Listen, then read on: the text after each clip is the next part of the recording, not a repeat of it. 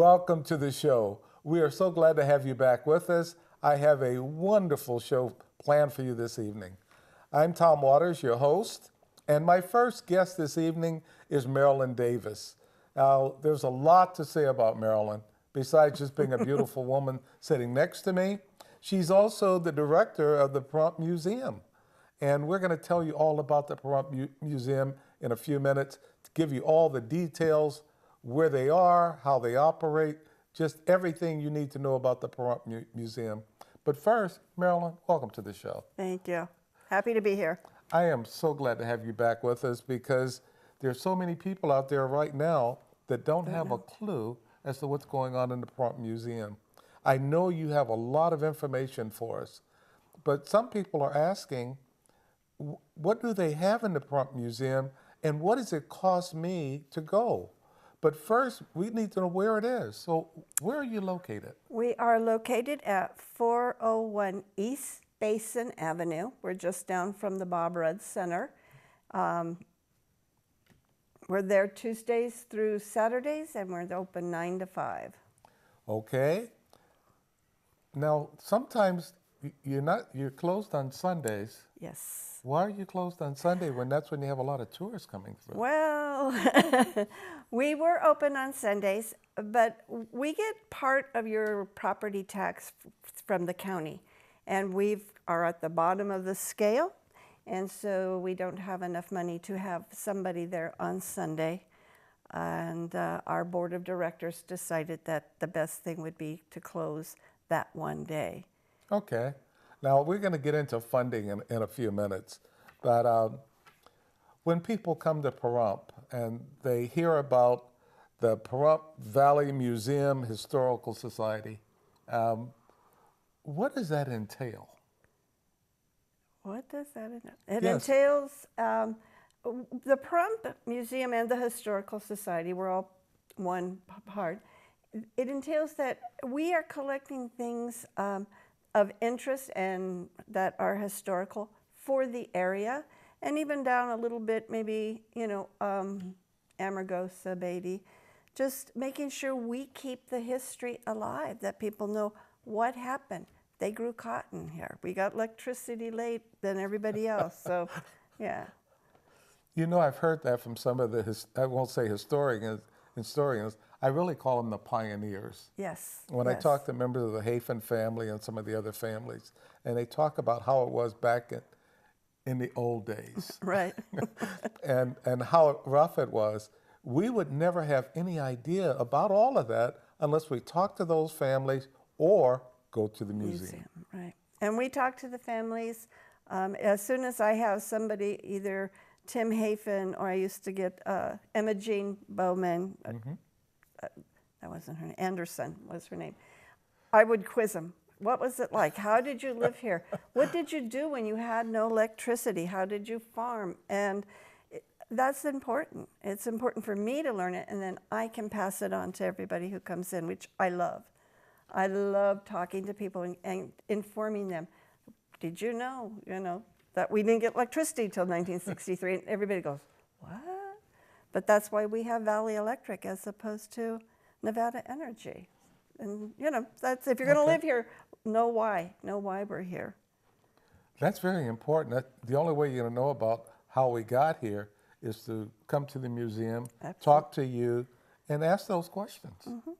Absolutely. It's so important that we know exactly how things were created here, how Pahrump got to where it is today. And when I visit the museum, I was looking at some of the things for the military. They have things in there about the military, but then you talk about the sites, the different sites around. These are places that I had no knowledge of, but I've learned so much by going to the museum. So I'm going to encourage all of you to do the same thing. Go to the museum, talk to Marilyn, talk to the other staff members, and ask the questions. Once you walk around, you're going to have a million questions, and they're there to answer all those questions for you. You can spend a lot of time there just learning about the area of Pahrump and I guess all of Nye County. Well, pretty much, but a lot like the test site. Most people don't realize where is the test site? Where is Area 51? We have the only information regarding Yucca Mountain Nuclear Waste Repository that was up on the post office postal road. So people have no clue about that.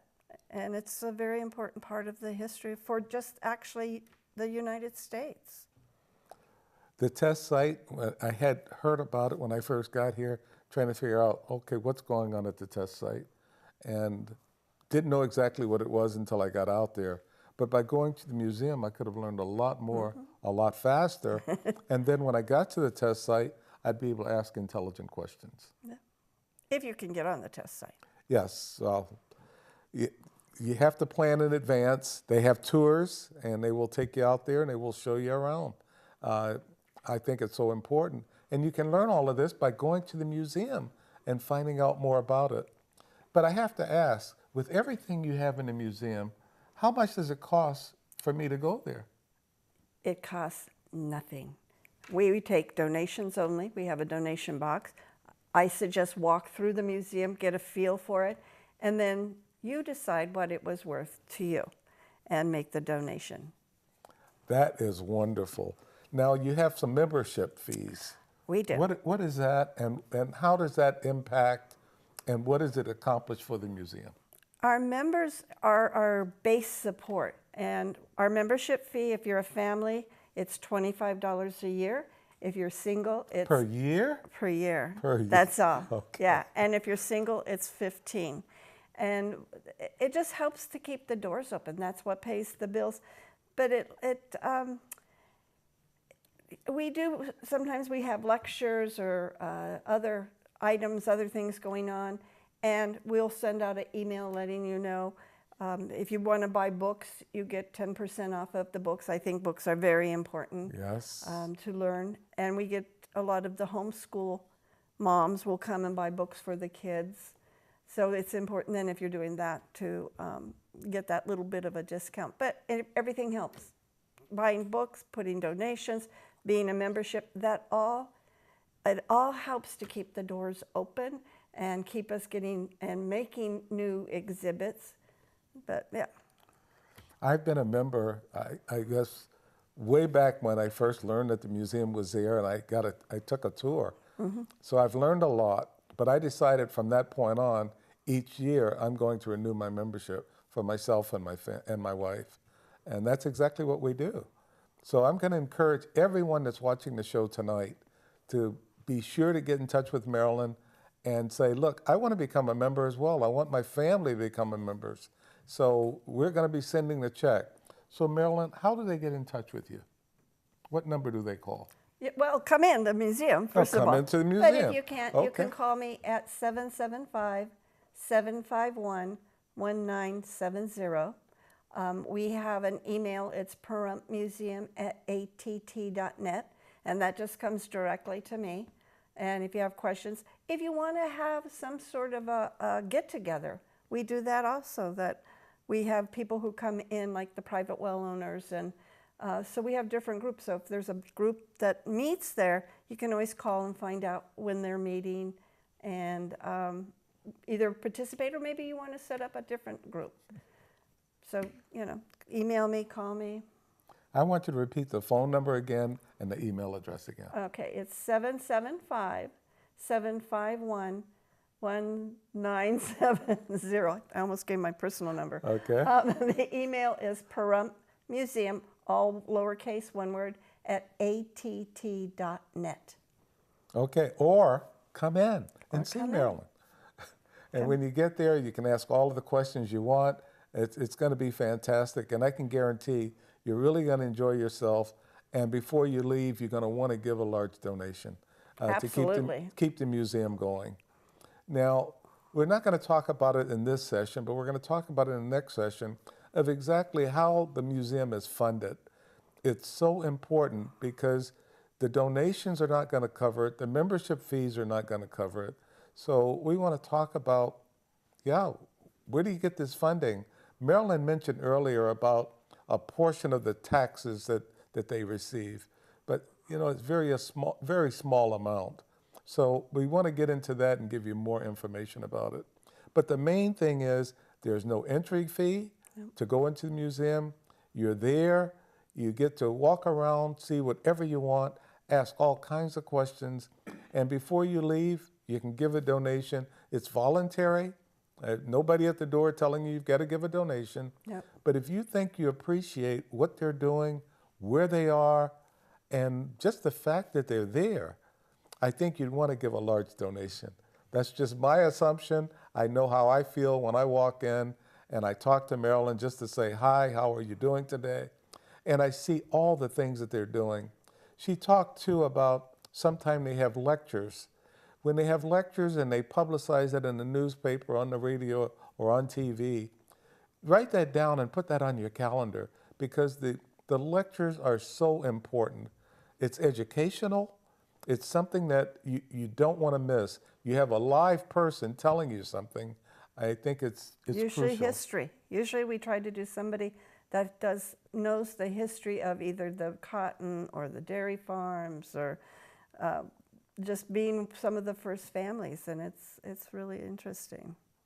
The first families that were here, they know what they went through, and to hear from them and have them tell you what they went through as far as getting electricity, as far as paving the streets, as far as anything in the growth of Pahrump, you want to hear about it. And the one way to do it is to go to the Pahrump Valley Museum and talk to the director. That's Marilyn Davis, and she's there to answer any and all questions. Now, we're going to be going into our next session, and we've got a lot to talk about in the next session. So we're going to ask that you come back, join us, take notes for almost everything that we say, because you're really going to know. So come back and join us for the next session. Welcome back. We're so glad to have you back with us. I still have Marilyn Davis. She's from the Pahrump Museum. She's the director. And as I said in the first session, we're going to be talking about funding. And we're talk about quite a few other things as well. But funding for the museum. Marilyn, tell us, I know you have tons of money available to run the museum. Oh, yeah. Well, it just comes out of the sky all the time. Actually, part of our funding we get from county property taxes. We get 0.0039 of your property tax. 0.0039. So if you look at your property bill and you go to the very, very bottom, you'll see us down there. It's not a whole lot. It's just barely pays my salary, we pay for the county insurance, and I can have a clerk for 8 days a month. That's not a whole lot for the importance of our museum. That's right. And so everything else that we do, be it the lights, website, everything then has to come from donations, being at the gift shop, buying something in the gift shop, or putting in the box, or being a member.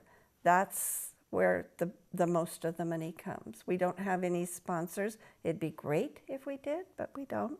Looking for sponsors? Mm-hmm. And could you use some volunteers there as well? Oh, absolutely. We have buildings, we have outbuildings. If you come right now, they're not open because we had a flood 3 years ago. And so they need to be clean. We have our schoolhouse, which is a wonderful little building to have, but the roof got damaged. And so we need to probably put it in a new roof, which of course, once again, costs money. Everybody says grants. No, because most grants, you got to match money, and we don't have the money to match. But if you wanted to volunteer and help, we could probably have money to do materials. We could use help cleaning things out. I don't know about anybody else, but we have a lot of weeds.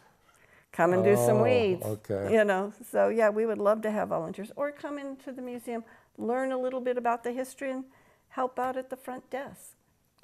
Well, I know we did this in the other session, but how about giving the phone number and the email address again, and also invite people to come in?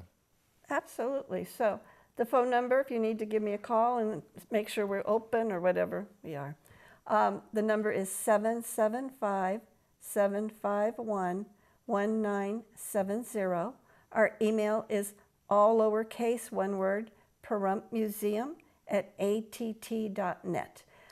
Come in. You know, if you got an hour, great, because you're gonna want the hour. But if you're only coming by and you have a few minutes before a doctor's appointment, come check it out and see what you can, you know. Oh, my favorite thing I have to talk about. We have a train room. We have an HO scale of the Las Vegas to Tonopah train. It's a great room. And if you haven't come to see it, just at least come look at that. It's amazing. They have some amazing items there that you need to see. But I want to remind you again, is they're open from 9 to 5 on Tuesday through Saturday. They're closed Sunday and Monday, but the rest of the time, they're there for you. So I'm going to encourage you, if you want to volunteer and help the museum, any amount of time, I'm sure if you talk to Marilyn, she can use an hour, 2 hours, 10 hours, whatever you'd like to volunteer, I'm sure she'll accept that.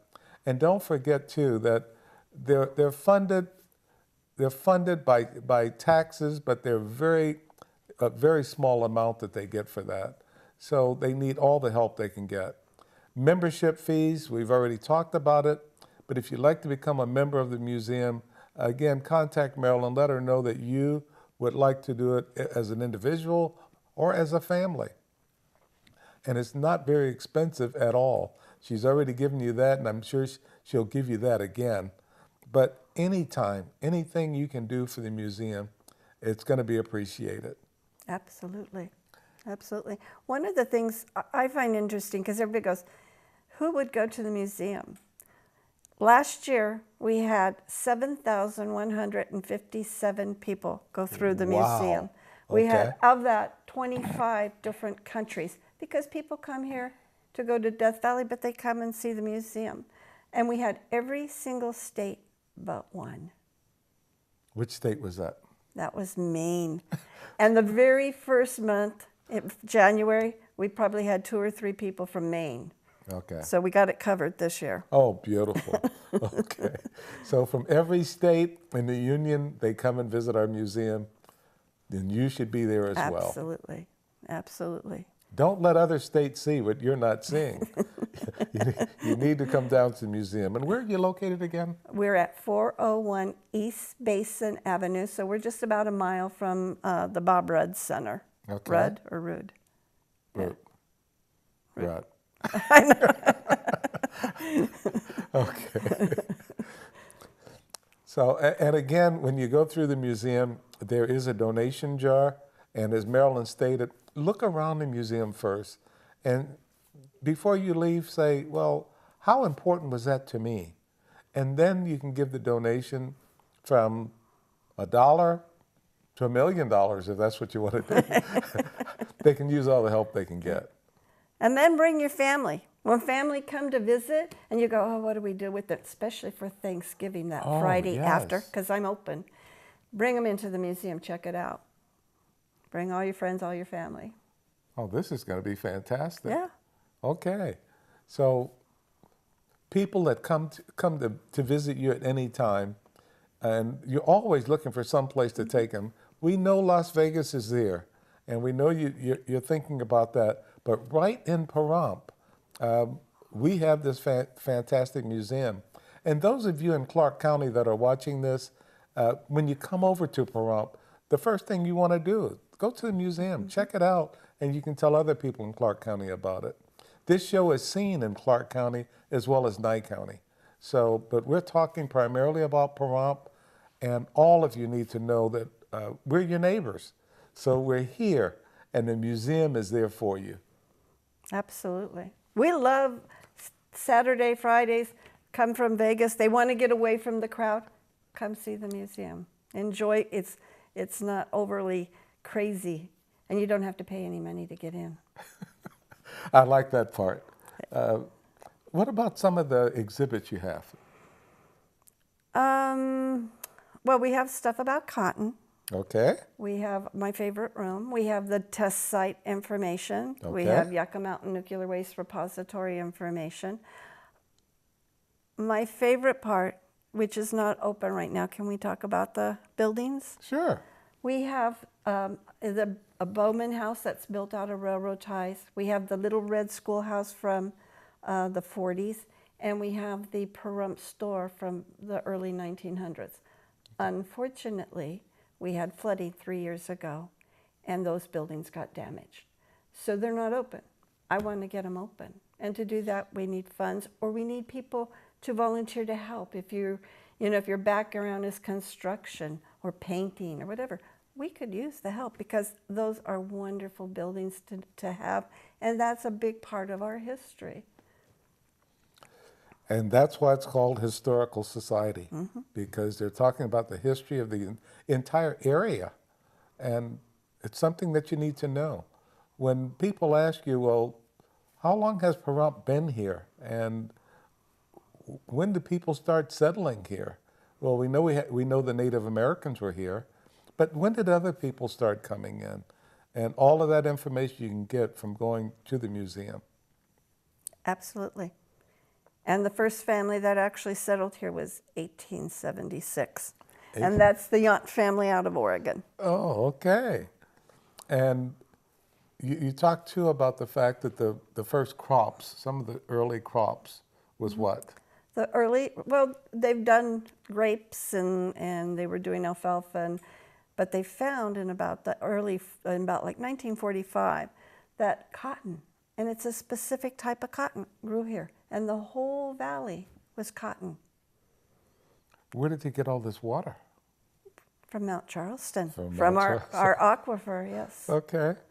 And, a lot of people already know, what does a Pahrump mean? It doesn't mean that. It means something closer, doesn't it? Actually, the surveyors decided it meant water rock. Okay. Because there was so much water just flowing up out of the ground. There was, artesian ponds and pools. So the surveyor said Indian word must mean water rock, but it doesn't mean anything, according to the chief of the Paiute Indians. Okay, well, we trust the Paiutes. I trust him. We have to trust the Paiutes. They were here long before we arrived, and they know the history of Pahrump and what it's all about. In talking to the Paiute members, they're our neighbors here. Yes, they are. When you really want to know the history of what happened in the past, they know it well, and they spend time at the museum too, don't they? Absolutely. Now, we don't.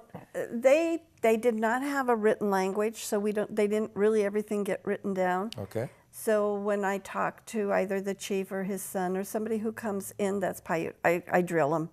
I want to know everything, and they've gotten to be very open about how they got here and what they did, and Chief Tecopa, who was the chief that was here long ago and very famous for not being. And that's why we have the Chief Tecopa Cemetery. Absolutely. Yes. Absolutely. And that's where most of them are buried.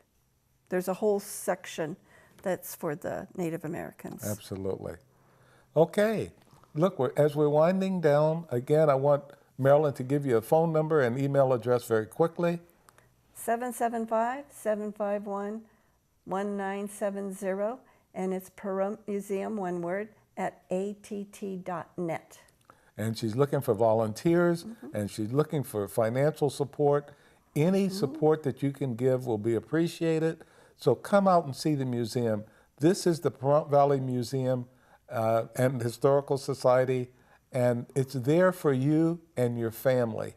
So please come on out, show your support by volunteering, but contact Marilyn and let her know, hey, I am interested in exactly what you said. I want to become a member, family members for only $25 and less if you're single. So give Marilyn a call, come out and see her, come out and enjoy the museum, and we'll see you in the next session. Welcome back. We're so glad to have you back with us. Now, I have my second guest. He's John Watt. And John is the person that I go to when I want to find out anything about human trafficking. This is something we'd like to eliminate, of course. So I'm going to welcome him to the show, but then I want to tell you something about him, some of his background. I think he's got an awesome background. But John, welcome to the show. Thank you. Thank you for having me back. I'm glad to have you here. We have a book that was written by John. It's called The American Beach. And let me read some of the information. John Watt has over 30 years of Christian ministerial experience, much of it in the United States Army. He's an Army veteran, guys, so got to show him a lot of respect here. He has lived in Italy, South Korea, Iraq, and Afghanistan. His Master of Divinity in Cross-Cultural Studies is from Fuller Theological Seminary. His Master's in the United States History with a focus on immigration and labor is from UNLV. I think we all know where that is. He is a certified anti-human trafficking advocate and currently lives in Pahrump, Nevada with his wife and their 2 pets. I'm going to let him tell you something else about the book because I should have read it, but I scanned it and I found it very, very interesting. But I'm going to go back and now I'm going to read it. And I'm going to encourage all of you to also read it with some of the information that we're going to be providing during this session. So John, how can they, if they decide they want to read your book, how can they get it? Well, there's a couple of ways. First one is to go online and order it from Walmart Online. I would recommend Walmart Online simply because they have a slightly lower price than Amazon does for the same book. It is available in hardcover as well as in paperback, but you can get it from any of the book dealers. If you go into, say, Barnes & Noble or some other book dealer, they will actually order the book in. If you say, hey, I'd like you to order this book in, and they'll bring in a couple of copies, and you can get it from them as well. Now, when we talk about human trafficking is something that most of us look at and say, I can't believe that things like that even happen. When you read this book, you find out things like that do happen. And it's happening more than we'd like to even think about. So for that reason, that's why I wanted John to be on the show tonight, to tell you more about the problems, the handicaps, and the progress we're making as far as eliminating human trafficking. You've heard in the news recently about somebody that's been involved with human trafficking and things that have gone wrong and how it's destroyed families. It's destroyed young women, young boys, young girls. It's destroying a lot of lives. So for that reason, we need to know about human trafficking, the damage it's causing, and just everything about it. We're not trying to sell books. We're trying to tell you we want you to be knowledgeable. And one of the ways of being knowledgeable is to read the book. So yeah, that's why John is here today. Or tonight. I wish the book was cheaper than what it is, but that's the cost of publishing. When you look at other books, it's not out of line. I had zero to do with the pricing. And if people contact me, I've given away, I don't know how many books I've actually given away so people can know it. Human trafficking is not just sex. That is what my book does deal with, is the sexual aspects of trafficking. But trafficking is done for sex. It is done for labor. And both are actually a labor related. But you got that guy down in the corner and he's selling flowers. Is he really selling and making enough money to support himself? Or has somebody put him there? You got someone coming to your door and knocking on your door and telling you, hey, I'm in a contest and I'm trying to sell magazine subscriptions. That is human trafficking, and they're not in a contest. They're actually slaves. They don't realize they're slaves, but they're being enslaved. and getting out of it is very difficult. You have human trafficking where people are being gathered just so they can harvest their organs. These people have got no compunctions about killing someone that they've got in, and first, okay, well, take your kidney. And now, oh, I got somebody, you're going to be perfect match for the heart. Well, guess what? Your heart's gone and you're dead. We don't hear as much about that, but that does happen. So those are the three things that are being done for. Polaris put out they're called Polaris Project. They put out a study a couple of years back with 25 different industries or ways that the trafficking is being used. Wow. So I'm really focused on trafficking of children. My daughter was trafficked twice while I was deployed. She got out of the one and went and fell into another trap. That's not the reason I wrote the book, but it was there, and I learned more about the trafficking at that aspect. We want to talk about trafficking, especially the sex trafficking. They think that these people love them. They get, some of them are being forced. Some of them are being coerced. Some of them, the guy pretends to be, or the girl, a woman, because there's a lot of women involved on the criminal side of the trafficking, Okay. will pretend to be your lover, your friend, your boyfriend, your girlfriend, as the case may be. And that's the thing we have to understand. It is not, and as you had mentioned already, it's not just girls and women that are trafficked, but men and boys. There was that movie, Taken, that was done.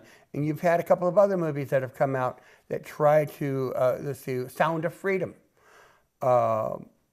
These were actual events, actual issues that are being gone on. Yes, Hollywood Hollywoodizes them. In my book, I use a fictional background so that the reader can find themselves in the story, and now you're experiencing the pain that the parents feel, the pain that siblings feel, the pain from the investigators and what's all going on. That's important. That's important that you understand exactly what he's saying. By reading the book, it puts you in that situation so you can empathize with exactly what's going on in the real world. But John, I also want you to tell them, not only for the book, but if they want to get in touch with you, how do they get in touch with you and find out more? Easiest way would be to probably use my schooling mail, because I'm back in school pursuing a doctorate that was sparked because of my studies in this area. I'm looking at police stress and all the issues that are involved there. So that would be J Watt, W-A-T-T, the numeral 9, so jwatt9 at my.gcu.com. Using that school address, because I do check that email on a regular basis, and if someone's contacting me because they want more information, that would probably be the best place, because looking at that email, I'm already got my academic hat on, so to speak. Well, give that one more time, just in case they were writing it down. J Watt, W-A-T-T, numeral 9, so jwatt9 at my.g like George, C like Craig, U like uniform, that's Grand Canyon University.com. So jwatt9 at my.gcu.com. Okay. And now that you can get in touch with John and find out more about exactly what we're talking about in human trafficking and what human trafficking is all about, there are different phases of it. There are many of it. Without reading the book, without skimming the book as I did, I wouldn't have known all of this. But just the fact that I know John, I've listened to him before, and he really impressed me with his background and his knowledge about this subject. And you need to know more about it, because it's something we wish we could eliminate completely. They're working on doing that. But I think knowledge is power, and I say that over and over. The more you know, the more you can help the police officers, the families, and anybody else that's caught up in this terrible idea of human trafficking. One thing, going back to my book, and that's going to last, hopefully the last time I mention it, but I have 9 pages of endnotes in the book. The biggest complaint I've had about the book is because I wrote it as a military detective, and so I use a lot of military jargon in there, but I explain what those are. But I also have, within those 9 pages of endnotes, putting it at the end so they won't interrupt the storyline, where you can get all the information. Where did my data come from? One of my first readers of my first draft said, where did this 300,000 kids being trafficked in the United States on an annual basis, where did you pull that number from? Did you just pull it out of thin air? So that is one of the endnotes that says that is a number from the FBI. And trying to figure out how many kids are being trafficked in the U.S. or anywhere is a guess. You've got organizations that'll put it very low, organizations that'll put it as many as 1 million kids being trafficked, depending upon what the purpose is. I want more money for it, I'm going to say it's a higher number. I want money for something else, I'm going to say it's a lower number, so you give my money elsewhere. FBI says 300 children a year trafficked in the United States. 300? 300,000. 300,000. That's a 3 followed by 5 zeros. Yes. This is something terrible. Again, knowledge is power.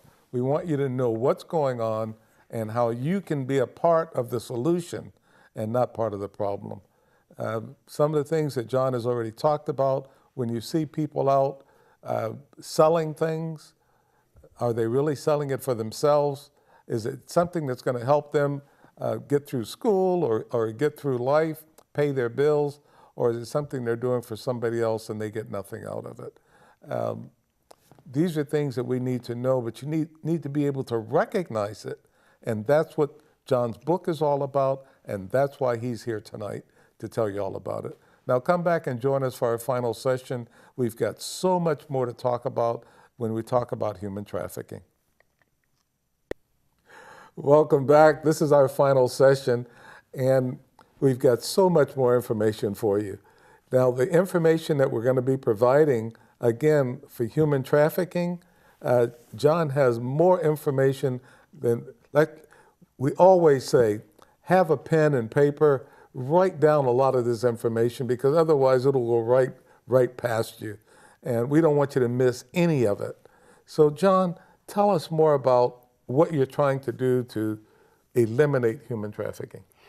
The biggest piece to eliminate is to educate the public. There you go. If the public knows and understands why is it important? How does it impact me? Are you a parent? Are you an aunt, an uncle? Are you a grandparent? Are you a teacher? Do you care about, are you a pastor? Do you care about kids? They'll be putting up a graph here, and I'm going to talk about it for just a second. Came from Survivor Insights, it was called, and it was published by Thorn.org, and Thorn is an organization that deals with internet issues.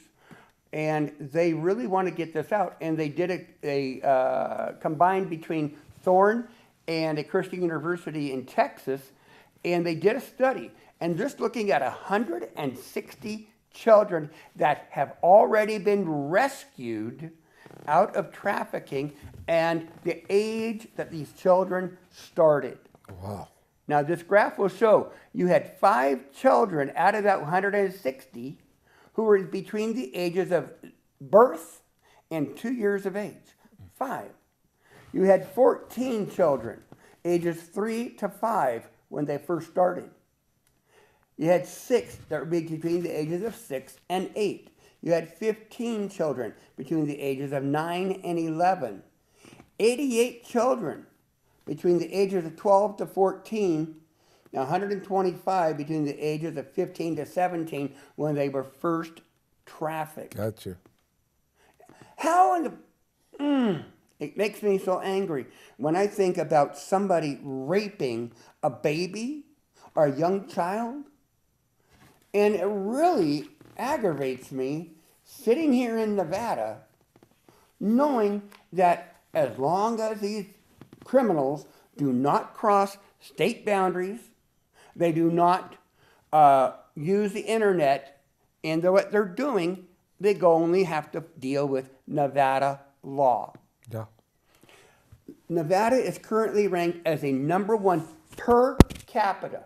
There are more children, more people trafficked in California, but per capita, that's how many per 100,000. Nevada is ranked as the #1 state for trafficking for sex. Okay. And of all ages. And yet, legislators, specific legislators on both sides of the aisle, Democrats and Republicans, have tried to get legislation toughened in Nevada, and every time it's been shot down. It has not passed. In Henderson, because I know this is What can people do to encourage the legislators to do more? Write their congressman. I mean, not, well, yeah, the congressman, but write and contact your state legislators. Contact your assemblymen and contact your state senators. Yeah. In Henderson, we have Jeff Stone has really authored and pushed through and co-sponsored a lot of the legislation. In Pahrump, our Assemblyman Greg Hafen, have been involved. I talked to Hafen a couple of months, back at the Harvest Festival, and he said he's ready if Stone wasn't going to be bringing the bills back, that he would sponsor them. Stone is bringing them back. He's backed up by Hafen, and there are others on both sides of the aisle. Very good. On both sides of the aisle, trying to get it done, and yet they should have done. In Nevada, you get a sentence of 5 years for trafficking a child. Federal law, if they break the federal law, they're going to prison for 20 years. In California, they're going to prison for 20 years to life. 20 years to life, federal and state in California and federal nations, and yet 5 years is a maximum sentence in Nevada. That's right. We need do something. We need to change that. We can tell. We've got to toughen these penalties. Why should Nevada be #1 as a per capita for the place for trafficking to happen? That should anger every single one of you. If you have a child or you know a child and you love that child, what are you going to do? And it's not just criminals who are from outside. It's not just a stranger. More trafficking happens in families. I know a woman who, when she was 12 years old, she was trafficked by her mother to support the mother's drug habit. Mm-hmm. By federal law, if that individual is having sex with that child, he is guilty immediately of sex trafficking, even though he was the one using it. And he will have that 20 years to life. Federal law, you go overseas and you have sex with a child overseas and you come back to the United States and it's known, you're going to jail for life. We need to do something, and we can only do it through our legislators. And we need to understand the numbers. There's an organization that's chartered by the Congress of the United States called the National Center for Missing and Exploited Children. It goes by NCMEC. I call it NIMIC. NIMIC data for 2023, they had 18,400 sex trafficking contacts. Of that, they had, 500 and some odd in Nevada. You had 11 engagements with social services in Nevada. You had 75 that NIMIC provided peer support. 45 they connected to mental health connections. 57 cases of critically missing children. 146 long-term missing children cases in Nevada. And NIMIC, you can join them and they will do training. They did 45 new cops and new people serving in child serving professionals that received training this past year through NIMIC, and that's just the new ones. They continue the training for those who are already connected with them. Wow, okay. There's a lot of this. Now, John, there's a toll-free number that they can call. What Yes. is that? This is a hotline if you suspect trafficking. They would rather get a false alarm than have you miss a true alarm. Okay. They will do the investigation, not you.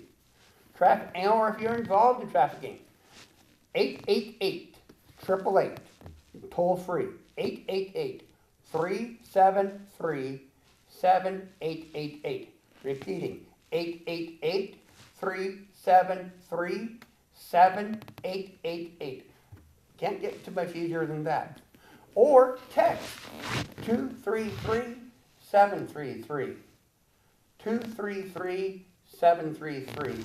And you get the information out there and get people involved in doing the actual investigations so we can free these children. And short time we have left. Seroptimists around the world are involved in fighting this human trafficking.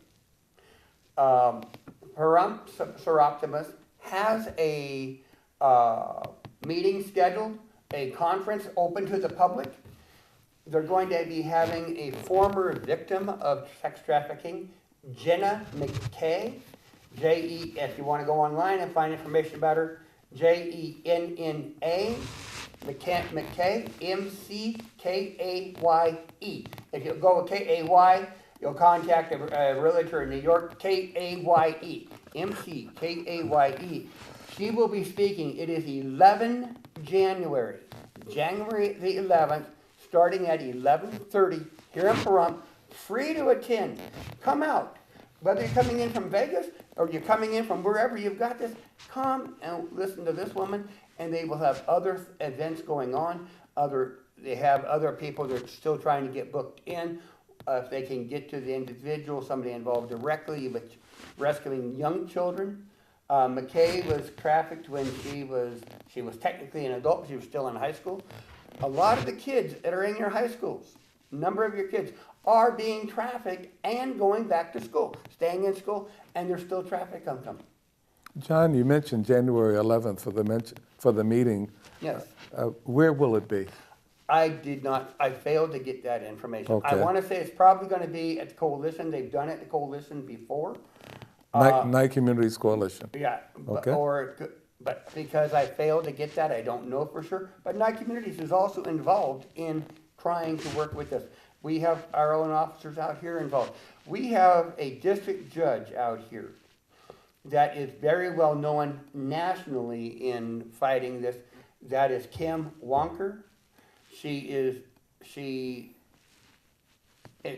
talks to me and says, John, by the time cases are brought to me, they plea bargained it down to be low trafficking because they want to get the conviction, so she can't touch them, and she's got to go with the agreements that are. She says, John, it just really rips her heart. And anyone involved in this, it rips their hearts out. One of the papers I read in my doctorate, they say you cannot unsee what you've seen, and the police culture, you don't go looking for help. Just like in the military, you didn't dare mention it, and it's been changing the military that way. But cop culture is still, you don't go seeking help, and yet they are investigators who are involved in child trafficking. They say, you go, and it's not going to touch your career, it's not going to hurt you. Find ways, because they understand when you're investigating this, it destroys, it hurts so much inside. Yes. And causes so much issues that they need that help. And they're the only cops that are free to go. You know, hey, you go, we're not going to interrupt your career. But other cops and other issues, that's how bad the stuff is. John, I know we're running out of time on this. He gave you his contact information earlier. If you have any questions about anything that's been discussed this evening, be sure to get in touch with John, whether it's for the book or whether it's just for information. We don't have time to give you that again, but we want you to come back next month because we're going to have another show and we'll have other outstanding guests. Thank you, John, for being here. Thank you, Tom, for inviting me. Okay.